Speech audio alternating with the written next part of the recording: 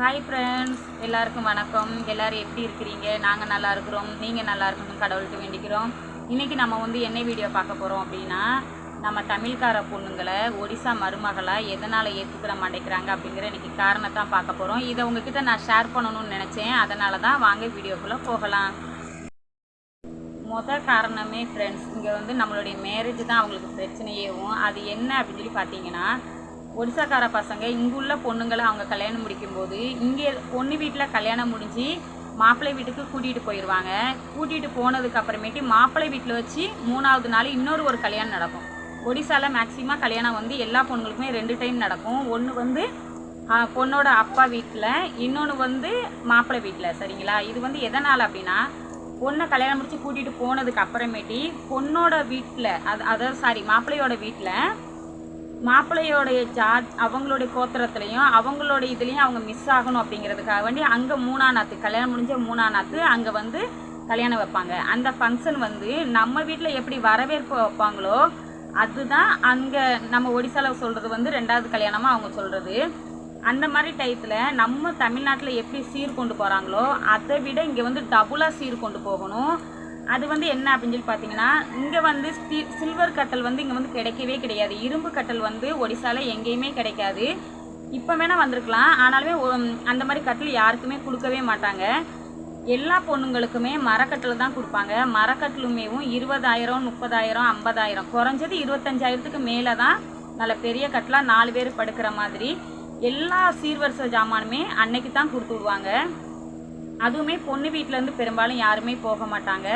ஊர்லேருந்து ஒரு 10-15 பேரை அவங்க கூட்டிகிட்டு போவாங்களேவும். சரிங்களா?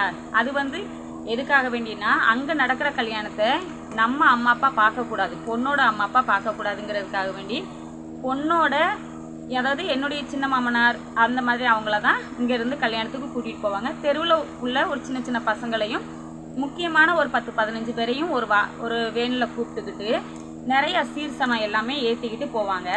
அதில் மெயினாக கொடுக்குறது என்னன்னு சொல்லி பார்த்தீங்கன்னா, இங்கே மெயினாக எதிர்பார்க்குறது பித்தளை ஜாமான்கள் தான் அதிகமாக எதிர்பார்ப்பாங்க. அந்த கட்டில் பொந்தா அப்படின்னு சொல்லி இங்கே ஒன்று விரித்து தூங்குவாங்க. அது மெயினாக கொடுக்கணும். தலகாணி, அரிசி, காய்கறி, பழங்கள், இந்த மாதிரி ஸ்வீட்டுமே நம்ம தமிழ்நாட்டில் கொடுப்பாங்கல்ல, முறுக்கு, அதிரசம்.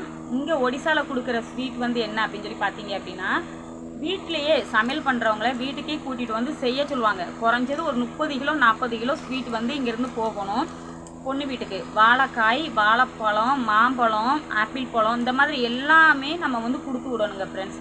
கொடுத்து விட்டால் தான் அன்றைக்கி 3ஆம் நாத்து மாப்பிள்ளை வீட்டில் வச்சு நடக்கிற கல்யாணத்தை அவங்க நடத்துவாங்க. அவங்க வீட்டில் ஒருத்தங்க மட்டும் 3ஆம் நாத்து கல்யாணம் மட்டும் சொல்லிட்டு போயிடுவாங்க. சொந்த பந்தத்தோடலாம் சொல்ல மாட்டாங்க. நம்ம இங்கேருந்து போகிறது மட்டும்தான் சொந்த பந்தத்தோடு போய் அந்த கல்யாணத்தை முடித்து வச்சுட்டு இதே எல்லாத்தையுமே கொடுத்துட்டு நம்ம போனவொடனே சாப்பிட்டுட்டு வந்துடணும். இதில் முக்கியமான விஷயம் இன்னொன்று என்னென்னா, நம்ம போய் சாப்பிட்டுட்டு கூட வந்துடலாம். அந்த கல்யாணத்தை பார்க்கணும் கூட நமக்கு அவசியம் கிடையாது. ஏன்னா அந்த கல்யாணம் நைட்டு 12 மணிக்கு மேலே தான் ரெடி பண்ணுவாங்க. அப்படிங்கிறதுனால இவ்வளோ லேட்டாக கல்யாணத்துக்காக நம்ம அன்றைக்கி அங்கே தங்கவும் கூடாது. நம்ம உடனே ரிட்டர்ன் திரும்பி வந்துடணும். இந்த மாதிரி நம்ம தமிழ்கார பொண்ணுங்களுக்கு நம்ம அம்மா அப்பா வீட்டிலேருந்து இந்த மாதிரி நமக்கு செஞ்சது கிடையாது. முக்கியமான காரணம் இதுலேயே அவங்க நம்மளை வெறுத்துருவாங்க. எதுக்காக வேண்டினா, நம்ம தமிழ்நாட்டில் கல்யாணத்துக்கு எல்லாருமே சாப்பிட்டுட்டு மொய் வச்சுட்டு போவாங்க. ஒடிசாவில் எந்த ஒரு ஃபங்க்ஷன் வந்தாலும் சரி யாருமே மொய் வைக்க மாட்டாங்க. ஃப்ரீயாக தான் சாப்பிட்டுட்டு போவாங்க. அது ஒடிசாவில் தலைமுறையாக வர்ற அது ஒரு பாரம்பரியம் அப்படின்னு கூட நம்ம சொல்லலாம். இது தலைமுறையாக வந்துக்கிட்டு இருக்கிறதுனால யாருமேவும் இதுக்கு சாப்பிட்டுட்டு மொய் செய்ய மாட்டாங்க. நமக்கு க்ளோஸ் ஃப்ரெண்டு அந்த மாதிரி நான் வேணால் கிஃப்ட்டு அந்த மாதிரி பண்ணுவாங்க. சொந்தக்காரங்க சேலை, வளையல் இந்த மாதிரிலாம் கொடுத்துட்டு போவாங்க. 3ஆம் நாத்து கல்யாணம் நடக்கும்போது இந்த மாதிரியான பொருள் எல்லாமே நம்ம கொடுத்து விடணும். இதில் 7 சூட்கேஸு இந்த மாதிரி கொடுத்து விடுவாங்க. கண்ணாடி கிளாஸில் நம்ம டீ குடிக்கிற கப்பு, அந்த 7 சூட்கேஸ்குள்ளேயுமே ஃப்ரெண்ட்ஸ் நிறைய சாரீ, பாவடை, ஜாக்கெட்டு, நிறைய வளையல், இந்த மாதிரியான செயின், கம்மல், கைக்கு போடுறதுக்கு இங்கே 10 ரூபாய்க்குலாம் ரிங்கு வச்சுருப்பாங்க. அந்த மாதிரியான ஒரு ரிங்கு ஒரு 20க்கு மேலே. காலுக்கு போடுறதுக்கு நம்ம மெட்டிலாம் வெளியில் தான் போடுவோம். இங்கே வெளியில் யாருமே போட மாட்டாங்க. அதுக்கு பிற்பாடு வேணால் போடுவாங்களே தவிர, கல்யாணம் முடிக்கும்போது 10 ரூபாய்க்குமே இங்கே காலில் போகிற மெட்டி வச்சுருப்பாங்க. அதுவுமே நிறையா. நெய் பாலிஷு, மேக்கப் செட்டு, அத்தனை இதுவுமே போகணும். சீப்பு, பவுடரு, இந்த மாதிரி நிறைய இது கொடுத்துடுவாங்க. இத்தனை இதுவுமே நம்ம தமிழ்கார பொண்ணுங்களுக்கு வர்றது கிடையாது. சரிங்களா? மெயின் காரணம். 2வது காரணம் என்னன்னு சொல்லி நம்ம பார்க்கலாம். ஒரு வருஷத்தில் 12 மாதம், ஆனால் ஒடிசாவில் ஒரு வருஷத்துக்கு 13 ஃபங்க்ஷன் வருங்க ஃப்ரெண்ட்ஸ். அத்தனை ஃபங்க்ஷன்லுமே நம்ம அம்மா அப்பா வீட்டிலேருந்து வர்ற பொருளை இங்கே வந்து அதிகமாக எதிர்பார்ப்பாங்க. இப்போது நான் எங்கள் அண்ணி வீட்டுக்கு, அதாவது என் ஹஸ்பண்டோட அக்கா வீட்டுக்கோ இல்லை ஹஸ்பண்டோட தங்கச்சி வீட்டுக்கோ இப்போ நான் போனேன் அப்படின்னா, எங்கள் வீட்டிலேருந்து முருங்கைக்காயிலேருந்து எங்கள் வீட்டில் எந்த ஒரு காய்கறி கிடைக்குதோ, எங்கள் வீட்டில் நாங்கள் வந்து அரிசி போடுறோமா, அதில் வந்து பச்சரிசி, புழுங்கல் அரிசி எல்லாமே ஒரு 5 கிலோ ஒரு 10 கிலோ கிட்ட ஒரு சாஸ்திரத்துக்காக வேண்டி எல்லாருமே செய்கிறதான், யாரும் தப்பாக நினச்சிக்கிற வேண்டாம். இந்த மாதிரி எல்லா இதையுமே சேர்த்து வச்சு அவங்க வந்து கொண்டுட்டு போவேன் நான் எங்கள் மைனி வீட்டுக்கு. ஸ்வீட்டுமே நான் இங்கேருந்து போய் எங்கள் மைனி வீட்டுக்கிட்டையுமே அங்கே ஒரு பெரிய மார்க்கெட் இருக்குது, அங்கே தான் நான் ஸ்வீட் வாங்கிட்டு போவேன். நான் 1 கிலோ ஸ்வீட் வாங்கிட்டு போனாலுமே எங்கள் மைனி அவங்க வீட்டுக்கு பக்கத்தில் அக்கம் பக்கத்தில் இப்படி சுற்றி இருக்கிறவங்களுக்கு எல்லாருக்குமேவும் ஒரு குட்டி கிண்ணத்தில் ஒரு ஸ்வீட்டு, கொஞ்சம் மிக்சரு, 2 பிஸ்கட் இந்த மாதிரி வச்சு எல்லாருக்குமே கொடுக்கணும். அப்போது நம்மளுடைய அம்மா அப்பா நமக்கு இங்கே வந்து அந்த மாதிரி எந்த ஒரு ஃபங்க்ஷனுக்குமே அவங்க கொடுத்து விட்றது கிடையாது இல்லைங்களா? 12 மாதத்தில் 13 ஃபங்க்ஷன்னா உங்களுக்கே தெரியும். அப்போ எத்தனை டைம் நாங்கள் செய்கிறோம் அப்படின்னு. அப்போ ஏன் அம்மா வீட்டிலேருந்து இங்கே வர்றது கிடையாது. எங்கள் ஊரில் எங்கள் அக்கம் பக்கத்தில் உள்ளவங்க யாருமே சாப்பிட்றது கிடையாது. நம்ம வீட்டாளுக்கு நல்லா இருந்தாலுமேவும் என்ன மருமக வீட்டிலேருந்து எதுவுமே வரல, அப்போ நாங்கள் எதுவுமே சாப்பிட முடியாதா? ஏன்னா நம்ம எல்லார் வீட்லேயும் போய் நம்ம ஃப்ரீயாக போய் சாப்பிட்டுட்டு வந்துடுவோம். அப்போ நம்ம வீட்டு சாப்பாடை அவங்க வந்து எதிர்பார்ப்பாங்க.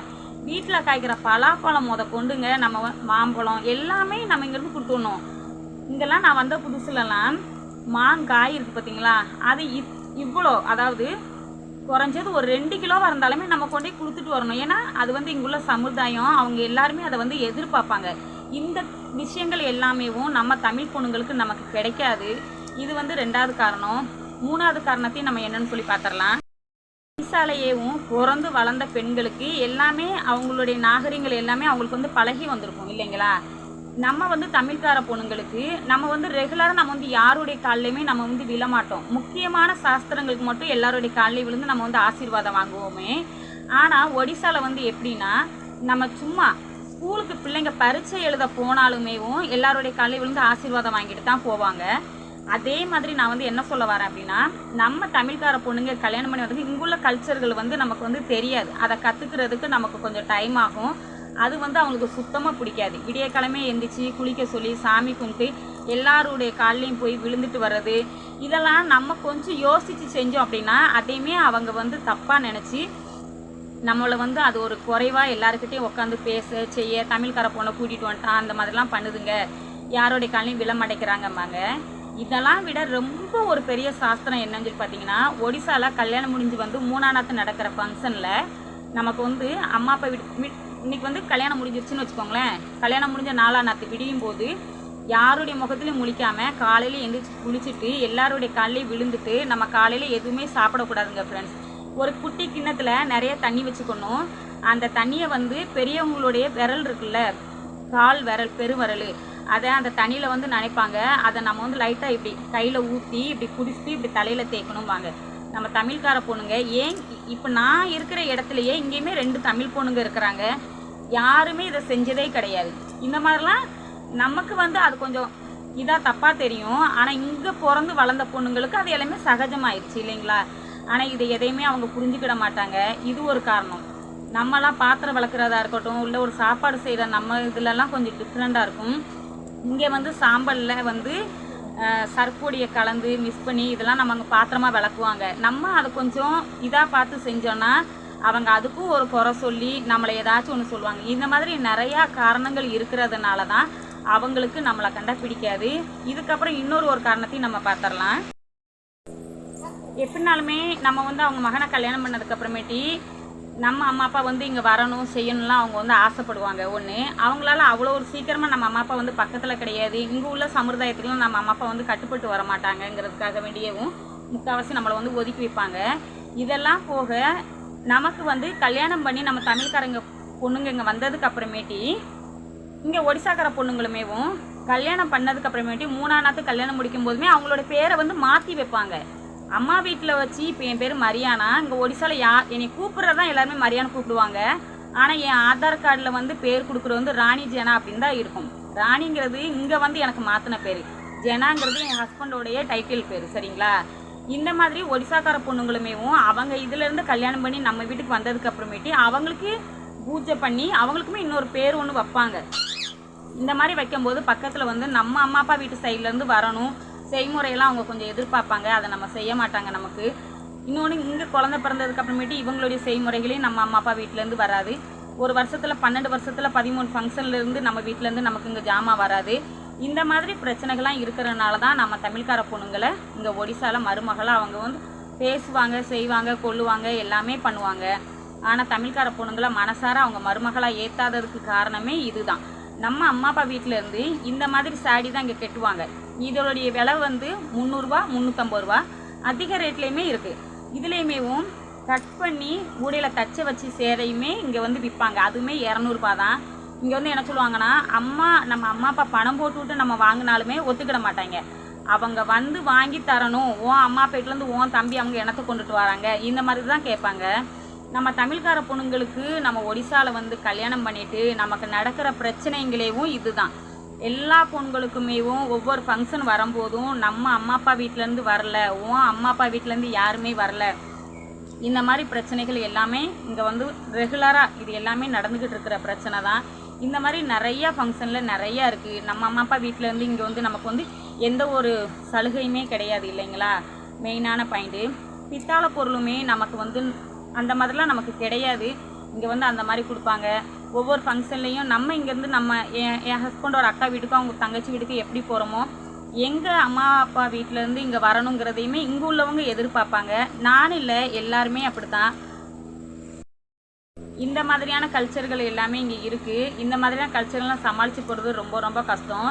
இதெல்லாம் விட இங்கே வந்து நம்ம சொந்தக்காரங்க யாராச்சும் இறந்துட்டாலும், இப்போ வந்து நான் தான் இங்கே கல்யாணம் பண்ணியிருக்கிறேன், எங்கள் ஆச்சி ஒருத்தங்க இருக்காங்க வயசானவங்க. இப்போ அவங்க வந்து இறந்துட்டாங்கன்னா என் அம்மா அப்பா வீட்டிலேருந்து இங்கே செய்முறை செய்யணும் இல்லைங்களா? மெயினாக அவங்க வந்து அதெல்லாம் அவங்க ரொம்ப எதிர்பார்ப்பாங்க. இந்த மாதிரி வரல, செய்யலை, இந்த மாதிரிலாம் பண்ணலை அப்படின்னு ஓரளவு புரிஞ்சுப்பாங்க. ரொம்ப தூரமாக இருக்கிறதுனால அவங்க வரலன்னு. இருந்தாலுமே செய்முறைகளை அவங்க வந்து அதிகமாக எதிர்பார்ப்பாங்க. எந்த ஒரு ஃபங்க்ஷனாக இருக்கட்டும், எந்த ஒரு விஷயங்களாக இருக்கட்டும், அவங்க வந்து இது எல்லாத்தையுமே எப்படி சொல்கிறது, ரொம்ப அதிகமாக அவங்க வந்து எதிர்பார்ப்பாங்க. இது எதுவுமேவும் நம்ம அம்மா அப்பா வீட்டு சைட்லேருந்து கிடைக்கல அப்படிங்கும்போது அவங்க கொஞ்சம் கோவப்பட்டு நம்மளை வந்து ஏற்றுக்கிறதுக்கு அவங்க ரொம்ப கஷ்டப்படுறாங்க, அவ்வளோதான். மற்றபடி இதில் வந்து எந்த ஒரு பிரச்சனைகளுமே கிடையாது. இதை எல்லாத்தையுமே உங்ககிட்ட ஷேர் பண்ணி உங்களுக்குமே நான் வந்து தெரியப்படுத்தணும்னு ஆசைப்பட்டேன். அதுக்காக வேண்டி தான் இன்றைக்கி நான் உங்ககிட்ட உட்காந்து நான் பேசிக்கிட்டு இருக்கிறேன். இது எல்லாத்தையுமே நீங்கள் வந்து கேட்டு இப்போ நீங்கள் வந்து தெரிஞ்சுக்கிட்டீங்க. இதை பற்றி நீங்கள் வந்து என்ன நினைக்கிறீங்க அப்படிங்கிறதையும் நீங்கள் வந்து மறக்காமல் எனக்கு கமெண்ட் பண்ணுங்கள். இதுதான் இங்கே உள்ள சூழ்நிலைகள். இதனால தான் நம்மளை வந்து ஏற்றுக்கிட மாட்டேங்கிறாங்களேவும். அதுலேயுமேவும் நம்ம இங்கே கல்யாணம் பண்ணி வந்ததுக்கு அப்புறமேட்டி மறுநாள் காலையில் எழுந்துச்சி எல்லா சமையலுமே முடிச்சுட்டு நைட்டு தூங்குறதுக்கு முன்னாடி இங்கே இருக்கிறவங்களுடைய மாமனார் மாமியார் கால் கை எல்லாத்தையும் நல்லா பிடிச்சி அமுக்கி விடணும்பாங்க. நமக்குலாம் அந்த பழக்கமெல்லாம் கிடையாது, உங்களுக்கே தெரியும்.